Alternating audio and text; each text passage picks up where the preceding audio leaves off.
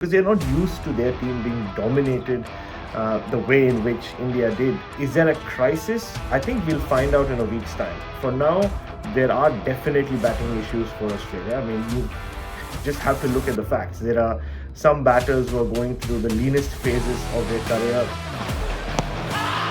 Worth a shout, it's full. Quite special. Taken this time by Kohli. You don't have to ask twice. And big shout given. Oh, knocks the ball, one gets it first wicket. Edged, catch taken. Taken straight away. Too good. So what do Australia do from here? Press the panic button, ring in wholesale changes, drop established stars, rejig the batting order, go looking for others in the Shield system.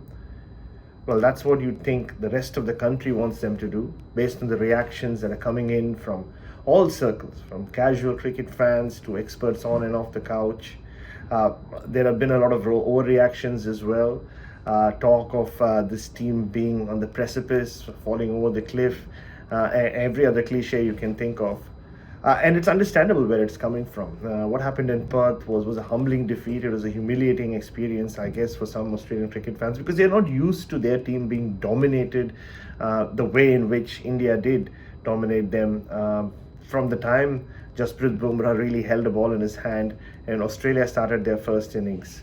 But is that what Australia are going to do?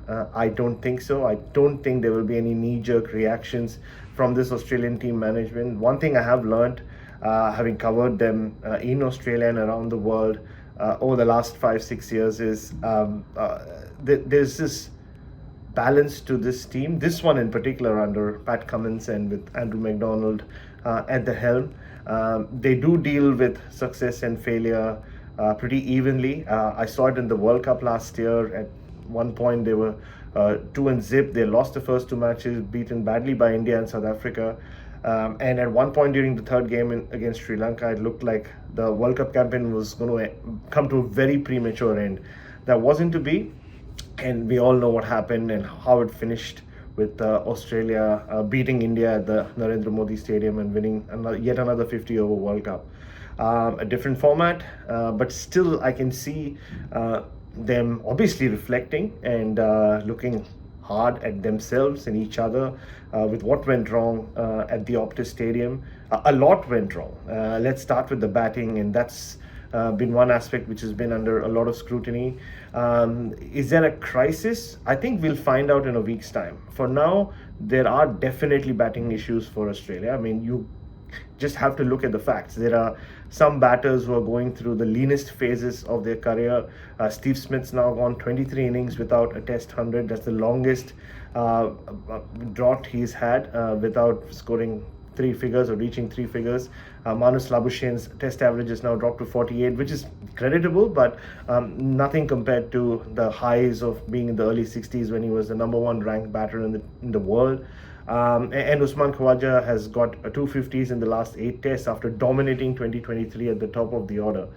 So those are three very key players. And if they are not consistent and they are collectively not able to score enough to allow Australia to post big first innings totals, there is definitely an issue. Like I said, I mean, Travis Head batted really well in the second innings. He's often bailed Australia out of trouble, and Mitchell Marsh has become a crisis man, but who gets called upon to pull Australia out of the mire way too often. We've seen that pretty much. We saw it through the summer last year. Two inexperienced attacks, Pakistan and West Indies, had Australia in trouble way too often for their own liking, and it happened again in Christchurch, and Mitchell Marsh has been that guy who's put his hand up.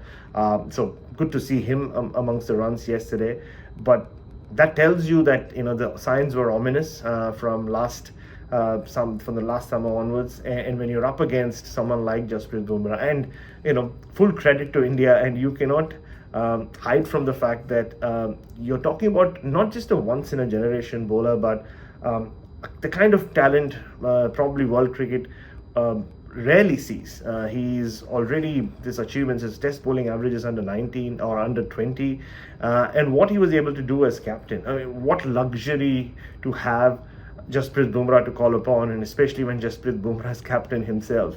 And what we saw from Yashasvi Jaiswal, again, what Australia would do to find one of Yashasvi Jaiswal or someone like him, someone who can adapt and mature on the go, on his feet. He's just 22 but looks ready to take over the world of cricket. And then the reigning king, according to a lot of Australian cricket fans, is Virat Kohli, and we saw him raise his bat, which is very ominous for what's to come.